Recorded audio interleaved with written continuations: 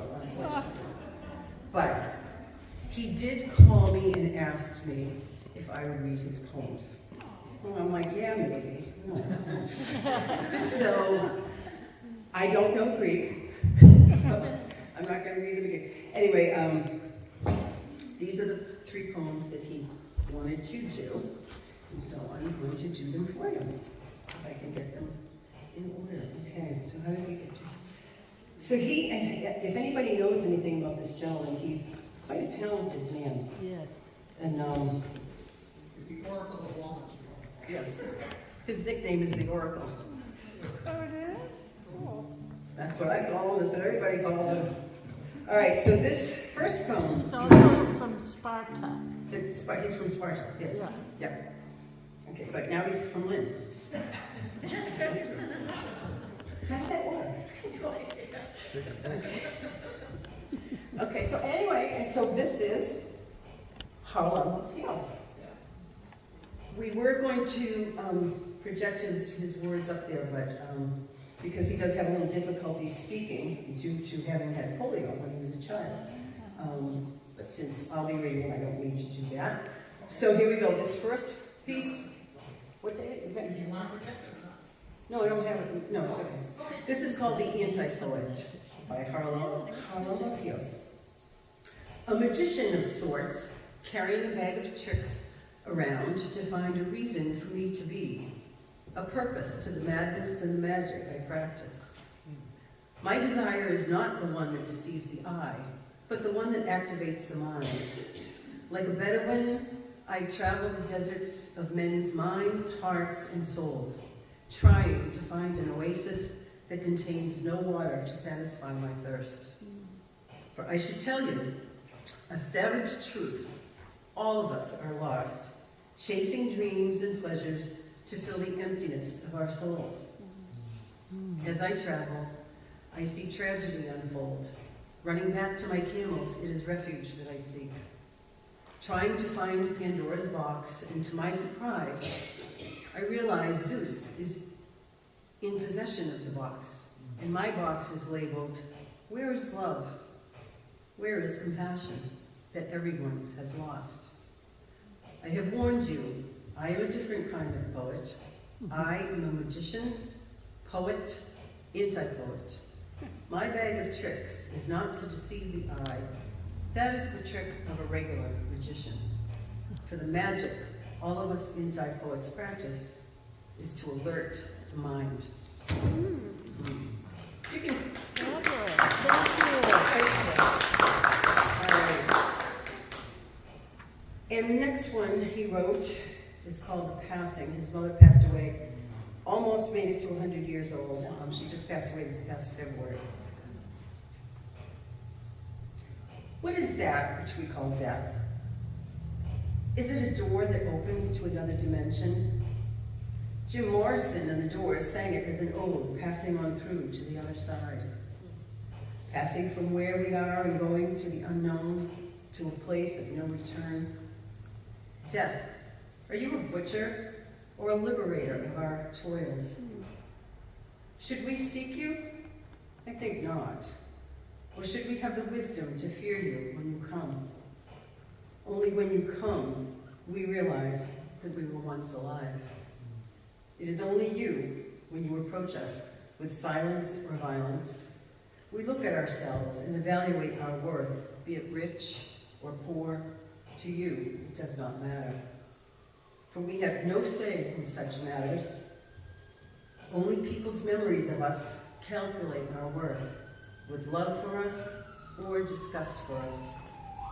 Can you tell us where you place our immortal souls? Tell me then, to what star did you place my mother's soul, so it can light with love the vast darkness of the sky?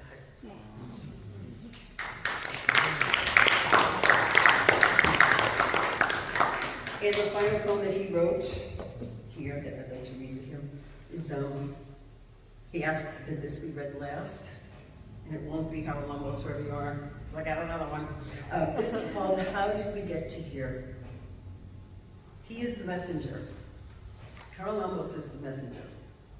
Long and widening is the road of humanity, full of ups and downs. Unexplainable is our appetite, full of creativity, and unimaginable is our capacity for destruction. What was it that brought us here? Was it our love to create, or our greed for the accumulation and of possessing useless things? And while upon this road, we lost things of value: love, justice, freedom, and above all, while upon this quest to nothingness, we lost our dignity. We lost our ability to dream, to hope, and to find ourselves looking like sheep that walk willingly to their own destruction. How did we get to this?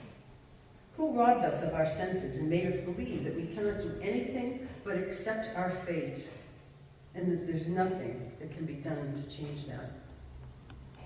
We stopped looking out for our fellow man, and they did the same to us.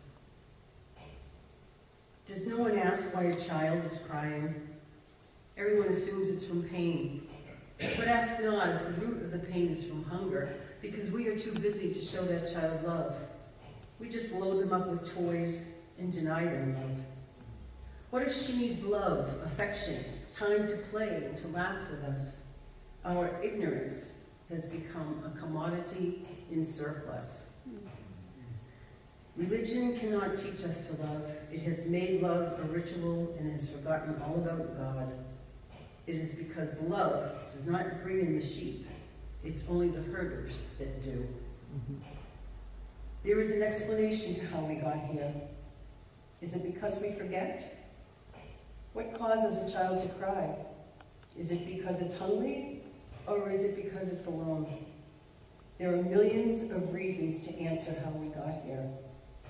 Could it be because we lost our hearts and souls? And I have one, he doesn't know this is going to be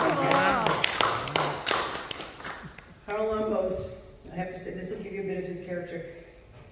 A couple weekends ago, Cousin Pat, food lady, yay, Cousin Pat, and myself, she is literally my cousin, she and I were going to take Haralambos to a Greek restaurant in Lowell called Olympia to have lunch with my 94-year-old cousin.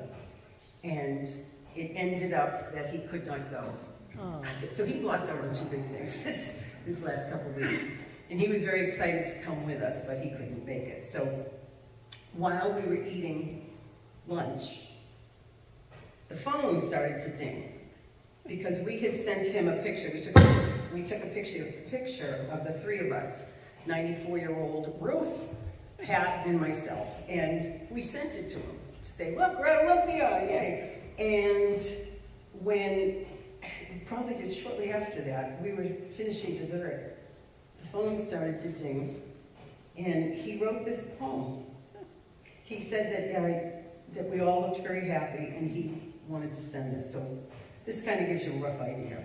He says, as I gaze upon this gathering, meaning the photograph, I come upon several gifts.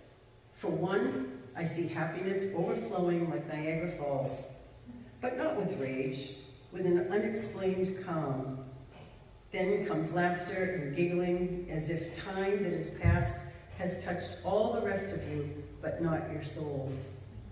Then I ponder, how could this, which I see, not be but a gift from God? I see true love, I see compassion, I see hope, I see living dreams. And then I ask myself, why we humans with abundance of gifts don't reach out and share this bit of happiness with all? And he says, my gift to all three of you, I wrote this poem to show you by not being there what I lost. Oh. I'm going to ask a favor, everybody. If you could just clap for Haralambos and tell him, get better, I'm going to send him to him.